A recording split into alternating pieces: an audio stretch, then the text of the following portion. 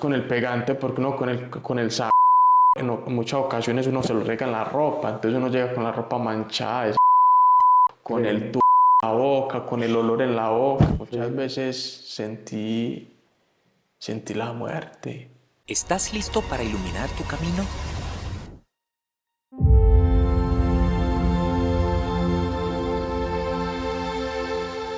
Es un gusto para mí poderles acompañar nuevamente por medio de este canal Faro de Esperanza TV. Y hoy emitiendo desde aquí, desde la Fundación Vida Superior. Y quiero agradecerles profundamente a cada uno de nuestros seguidores que han estado al tanto del canal, a los que se han suscrito y a los que no lo han hecho les invitamos para que lo puedan hacer. Hoy con un invitado especial, un joven que ha dedicado su vida como misionero. Y en este momento nos acompaña Esteban Zuleta. Esteban, bienvenido al canal. Un placer, Giovanni, muchas gracias por la invitación y la confianza que me brinda para poder compartir una porción de lo que Dios ha hecho en mi vida. Muchas gracias. Muy bien.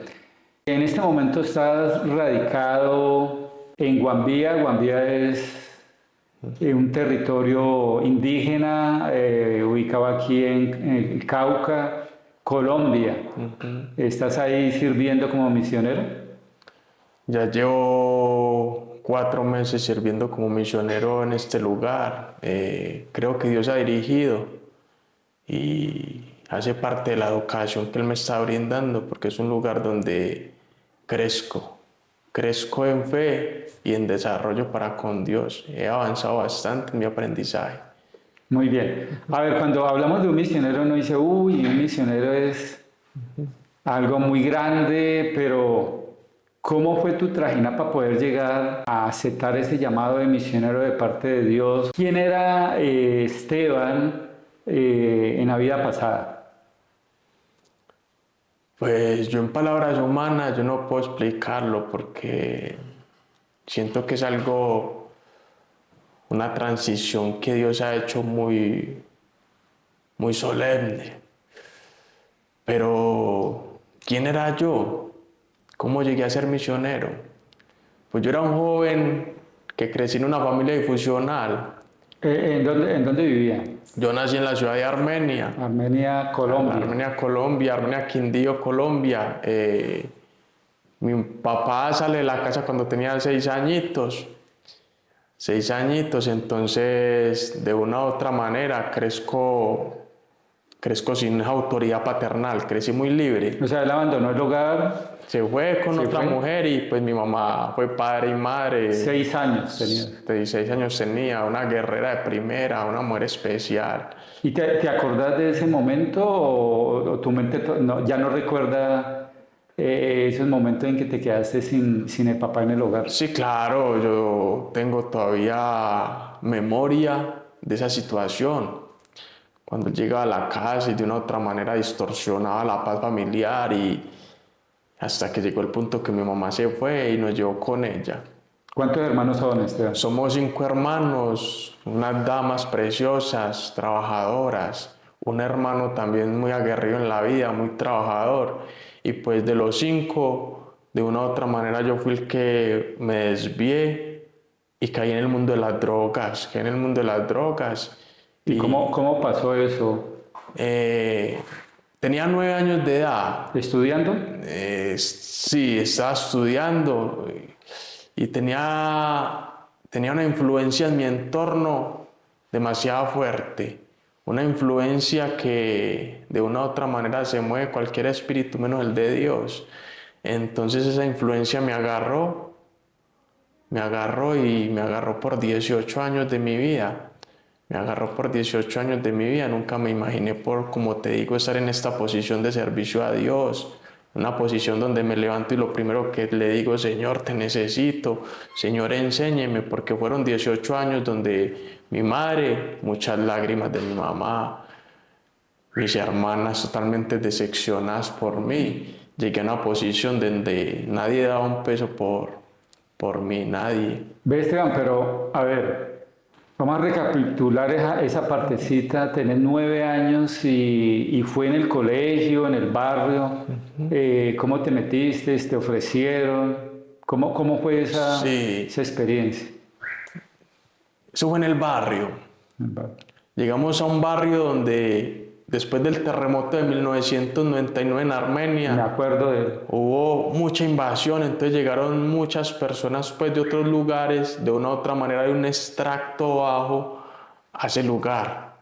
Entonces se prestó para que se unieran mentes con su pensamiento constante al mal. Entonces el barrio se volvió un barrio pesado, un barrio de drogadicción, de prostitución, de alcoholismo, de ladrones, de sicarios, un barrio demasiado fuerte. Entonces de una u otra manera la influencia de un jovencito, un niño igual que yo, 9 años. 9 años, y él tenía la misma edad, porque somos contemporáneos, solo que él ya venía de un ambiente más pesado y él cogió las drogas desde más pequeño. Y lo primero que me ofreció a mí fue Sacol, con lo que pegamos los zapatos, con la pega, el pegante. Sí, lo que llaman el pegante o la solución. La le llaman solución, así. eso fue lo primero que mi cerebro asimiló, mis órganos entraron en contaminación. Y en el momento no te dio miedo, temor hacer eso, probar eso.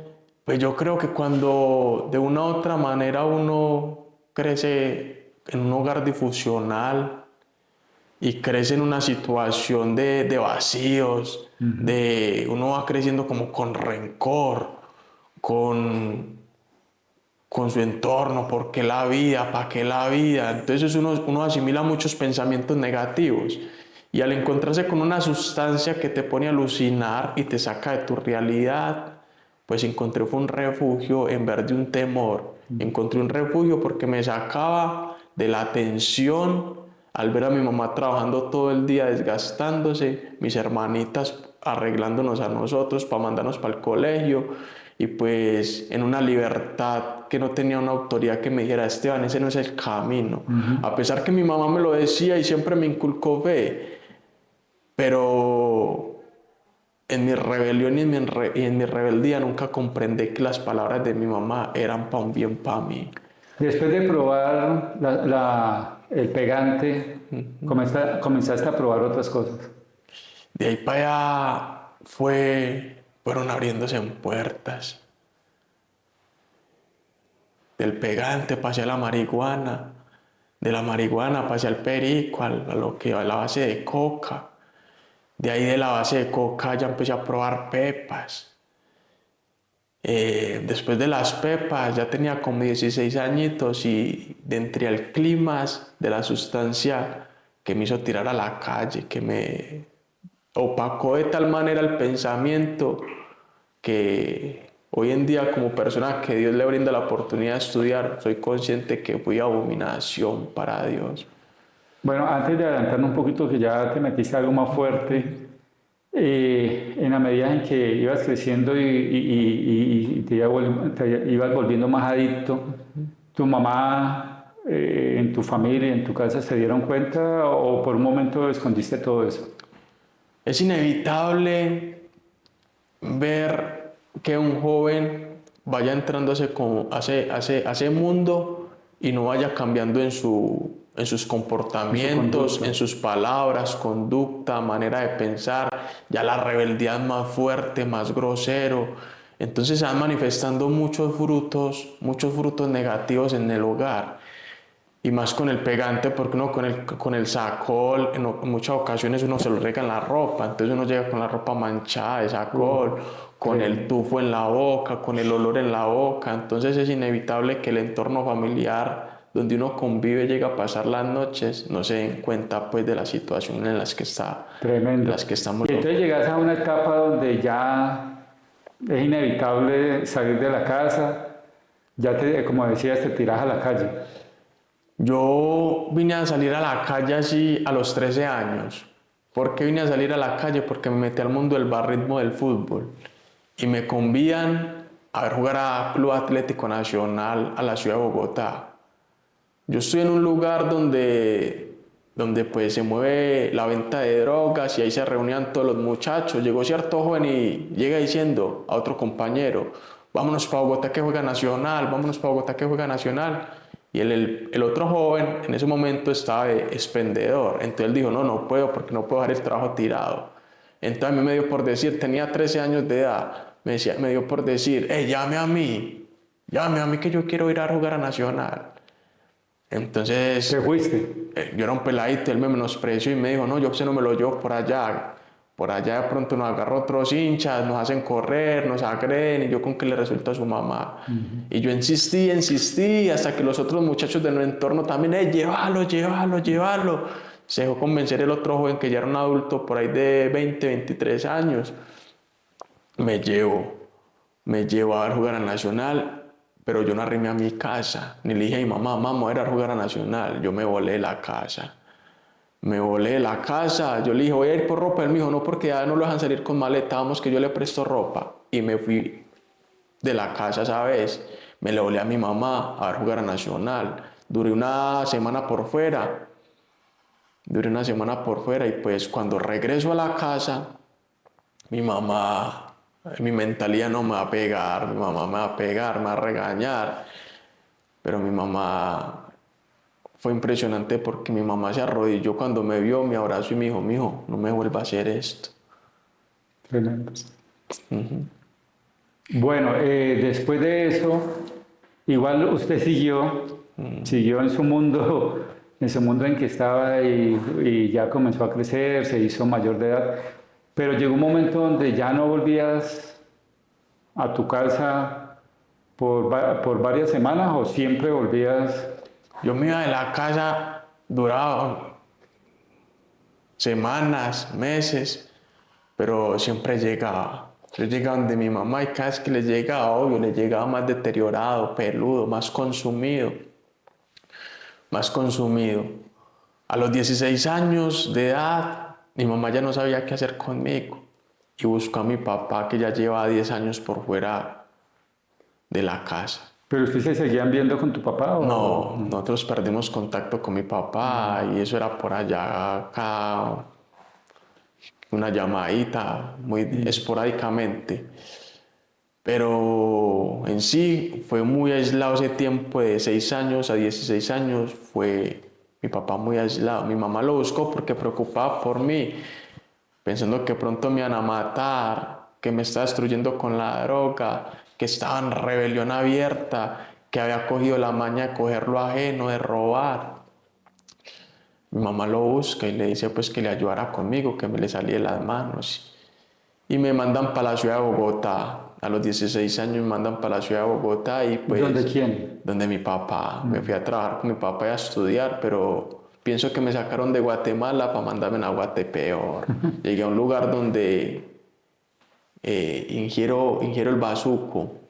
Y el bazuco sí opacó mi mente de tal manera que... Y acaba la persona físicamente. No me importó nada y ahí sí ya me tiré de lleno a trabajar en fincas donde le venden, a usted no le dan efectivo, sino que le pagan con droga, y me esclavicé por la droga totalmente. Desde que me levantaba hasta que me acostaba era pensando en cómo dopar mi cuerpo con las sustancias. ¿Cuántos años tenías ahí?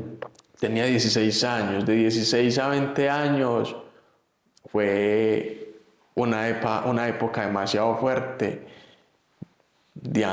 andando por todo Colombia, consumido. A los 20 años, de 20 años a 26 años me les desaparecí de la casa, que no llamaba a mi mamá, obvio, pero desapareció de la casa, no arrimaba a la casa. ¿Por qué? ¿No querías que te vieran como estabas, ¿no? Pues más de querer, yo creo que la situación de la vida me llevó a tirarme a un rincón de tal manera que perdí conexión tanto con los del barrio como con mi familia, sino que era como deambulando en un laberinto sin salida, queriendo encontrar paz y tranquilidad, en ningún lado la hallaba. ¿Y llegaste a reciclar? Claro, Bogotá, Cartagena, en Medellín, en Cali, en muchas ciudades llegué a esculcar las basuras, en muchas ciudades, en Pasto. Y a dormir en los andenes, en los puentes. Sí, claro. Esa es la vida del adicto. La vida del adicto llega en una condición mental tan degradada que se olvida que usted es hijo de Dios y llega a tal conclusión que ahí sí me identifico con Nabucodonosor. Se vuelve uno una bestia con una mente opacada. A pesar de eso, Esteban, cuando salías del control de la droga, o sea, del efecto, te venían pensamientos de tu familia, de tu mamá, de tus hermanas, de querer salir de eso. Yo ¿O no pensabas en nada de eso? Yo en sí, obvio, yo en sí pensaba en mi madre, más que todo en ella, porque soy consciente que a mí se me pudieron haber cerrado todas las puertas del mundo y me gané el menosprecio de muchas personas y me gané la desconfianza de muchas personas, pero mi mamá siempre me dejó la puerta ajustada, siempre me la dejó ajustada, siempre me dijo, mijo, acá estoy yo. Fue una mujer muy especial. Ha sido una mujer muy especial en mi vida. Pero hoy uno le llegan pensamientos de cambio, no, ya no más. Pero usted puede durar una semana limpio y de un momento a otro le agarra unos pensamientos que por no saberlos controlar, lo que sucede es que usted vuelve allá al basurero, vuelve allá a esos lugares nauseabundos, vuelve a esos lugares, como te dije al principio, donde mora cualquier espíritu, menos el Espíritu de Dios. ¿Alguna vez robaste? Sí, claro, ¿Atacaste? claro. Yo creo que ese hábito empiezo a desarrollarlo en mi mismo hogar, hacerle los daños a mi mamá, a mis hermanas. Y salía ya cuando ahí en la casa, entonces ya ahí en el grupito del barrio, ya, hey, vamos a hacerlo en tal lado, vamos a coger a este, vamos a coger al otro. Yo cuando llego a Bogotá me encuentro con una bandita que me hicieron partícipe de ella y no decíamos vamos a robar, sino que la mentalidad de ese grupo de jóvenes era vamos a ir a trabajar, y esa era la mentalidad de nosotros. ¿Y Ir a era trabajo robar ustedes? era un trabajo, entonces nosotros salíamos para el norte de Bogotá y en una mañana nos conseguíamos 10, 15 celulares. ¿Y en algún momento estuvo en peligro tu vida? O sea, peligro de que te fueran a disparar. Muchas veces me hicieron los tiros, muchas Sí. veces sentí la muerte. Y también algún momento te cogió la policía, te llevaron, Sí, amaneciste en los... yo pagué correccional año y medio por lesiones personales y hurto agravado y calificado. Pagué muchas, como dicen por acá, 24 horas, 72 horas en calabozos. Ese es ese entorno de rebeldía. De una u otra manera, cuando usted está en rebelión, tiene que asumir las consecuencias de una ley. Así es. Ve, Esteban, llega un momento, o sea, me acuerdo en ese momento de los endemoniados gadarenos. ¿Cómo llegan los rayos de luz a tu vida? ¿Qué utiliza Dios para sacarte de ese pozo cenagoso, como dice la Biblia? Yo creo que Dios, desde que nace una persona en este mundo, de una u otra manera, en la influencia de que viva, Él siempre le va a mostrar misericordia. Después de que nace en este mundo y le da a Dios su aliento de vida, Dios le va a mostrar misericordia y le va a hacer los llamados. A mí mi mamá me empezó a hacer llamados desde que era un niño. Vamos a la iglesia, vamos a aprender de Dios. Pero yo en mi rebelión, en mi niñez, yo no quería nada con Dios. ¿Ella iba a la iglesia? Ella iba a una iglesia, no adventista, pero ya Iba. ejercía fe. Creía en Jesús, creía en Jesús. Y ella siempre me tiró esas semillitas. Hay un Dios, vamos. Pero como te digo, yo estaba en rebeldía y en rebelión. Y entonces, ¿cómo sucede el milagro? Entonces, como yo cojo la calle de tan niño, de una u otra manera yo siempre fui muy reverente con las cosas de Dios. Y a mí se me acercaron muchas personas de muchas denominaciones. Háblame de Dios, yo prestaba atención. nunca los rechazaba ni nada, yo prestaba atención. Hasta que una vez me acuerdo que yo venía caminando por Jericó, Antioquia. Y venía buscando café por esa montaña, venía con mi maletín de andariego, barbado peludo, sin ilusiones ni sueños, tirado en carretera. Y se me acercó un hombre en una moto. Y me dijo, joven, ¿ya almorzaste? Y yo le dije que no, y me pasó un plato de comida. Y el hombre me dice estas palabras que a mí me marcaron y las tengo estampadas en mi mente hasta hoy en día. Y me dijo, joven, el mejor lugar para coger impulso es tocar fondo. Prendió su moto y se fue. Pero entonces yo me puse a razonar y a pensar en estas palabras. El mejor lugar para coger impulso es tocar fondo. Humanamente pensaba yo creo que en este fondo yo me muero. Apartado de mi familia, con mi familia decepcionada, apartado de los míos, sin el respeto de la sociedad, tirado en carretera, compulsivo para la droga, con un carácter pésimo, grosero, altanero. No, humanamente yo decía, no tengo fuerzas para coger y salir otra vez a la superficie, no tengo fuerzas para en este fondo coger impulso y salir, no tengo fuerzas. Esa vez en carretera yo me quebranté en llanto.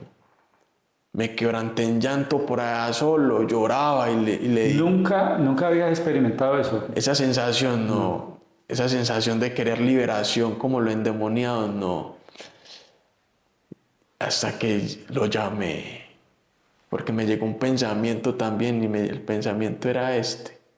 Bueno, Esteban, si usted no tiene fuerzas para salir de ese abismo y salir y tomar una bocanada de aire, pide ayuda. Y la ayuda es Dios. Y yo por ahí en carretera le dije, ayúdame, sácame de acá porque por mis propias fuerzas no tengo capacidad de coger impulso y empezar una vida nueva. No tengo fuerza, no soy capaz. Me quiero morir sin sentido en la vida. Pensamientos suicidas. Ayúdame. Manifiéstate en mi vida. Muéstrame que eres un Dios real. Llegó el momento que cogí otra vez mi maletica y seguí caminando. Bueno, esa fue como la experiencia de Jacob cuando iba huyendo, ¿no? Pero la vida seguía.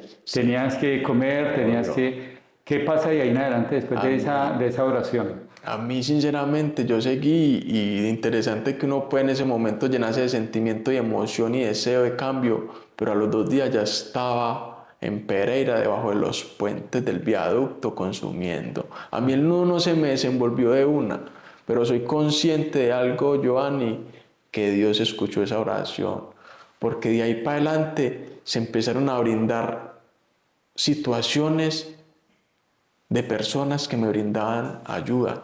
Por ejemplo, ¿dónde despierto yo el interés por estudiar la palabra de Dios? Y ahora que tengo esto en mis manos, yo siempre andaba con esto en mi bolso de andariego, siempre andaba con este mismo Nuevo Testamento. Y vea, pues yo lo tenía ahí como un amuleto, más que como un consejo del mismísimo Dios. Lo tenía ahí. Nunca lo leía, y ahí como un amuleto, porque eso es lo que muchas personas piensan que es la creencia en Dios y sus cosas apartadas para Él, los ven como amuletos, más no como directamente su palabra, su maravilloso consejo. Y yo voy por el Putumayo, por allá, resulté por allá en el Putumayo, y llego a una fundación de pentecosteses, rescatados por su sangre. Doctrinalmente, hoy en día que Dios me ha dado la oportunidad de conocer su palabra, soy consciente que doctrinalmente no hay muchas cosas bíblicas en su doctrina. Pero allá en ese lugar, yo empecé a postrarme todos los días cuando me levantaba y a llamar a Dios. Enséñame, ayúdame, muéstrame cuál es el camino. Pero espérate un momentico. Antes de llegar a esa experiencia, ¿cómo hiciste para entrar a la fundación sin dinero? O sea, ¿cómo te recibieron? Yo voy tirando carretera y iba para el Ecuador. por la frontera del Lago Agrio y la Hormiga Putumayo, por esos lados. Yo me bajé la mula, yo iba sucio, barbado, peludo, con un maletín cosido, con cabulla. No te imaginas cómo está en esos momentos, Giovanni. Y yo veo a un joven caminando a la otra acera. Y yo al joven lo llamo y con todo el respeto que merecen las personas que nos están escuchando, ustedes, yo le hago así en la cabeza y le digo que qué tiene para la cabeza. Yo le digo así. Entonces él me llama y saca algo para consumir. Y empezamos de ahí para abajo, nos fuimos fumando una sustancia. Entonces yo le pregunto al hombre que qué hacía en carretera, porque llevaba su buen celular, iba bien arregladito, ¿sí me entienden? No iba tan tirado pues como yo estaba en esos momentos. Entonces yo le digo que ¿para dónde iba? Él me dice, voy para una fundación. Entonces yo le digo, ¿para una fundación de qué? De adictos. Entonces yo lo miro y yo le digo, ¿qué problema, qué adicción? Porque pues sinceramente yo la marihuana en ese momento pensaba que era algo muy liviano, que no necesitaba pues de ayuda terapéutica. Pero sí, es una adicción. Y él me dice, no, yo también consumo perico. Y pues ya vendí la moto, me dejó mi mujer y ya empezaron a cerrarse en las puertas por el problema que todo dinero que cogía era para consumirlo. Entonces yo le digo, hey, si tú te sientes destrozado y acaba, mírame a mí, lléveme para la fundación. Entonces él me saca un papelito y me dice, pero yo voy con recomendación. Entonces yo le digo, hagamos una cosa, la carretera es mi casa. Yo mantengo en carretera, amigos, tranquilo que así a mí me dicen que no puedo ingresar a la fundación. Yo sigo mi carretera normal, como si nunca te hubiera visto. Él me dice, vamos, y empezamos a viajar juntos hasta que llegamos a la Hormiga Putumayo, que es donde queda esta fundación. Esa fundación a nivel nacional, porque de tanto andar vi varios puntos de ella en diferentes ciudades, pero nunca había entrado. La veía como un lugar donde entraba a comer, a dormir y a descansar y seguía mi carretera, pero allá me dio por quedarme en el Putumayo. Cuando llego a ese lugar, me encuentro con un señor de apellido Garay, un rehabilitado del Cartucho de Bogotá.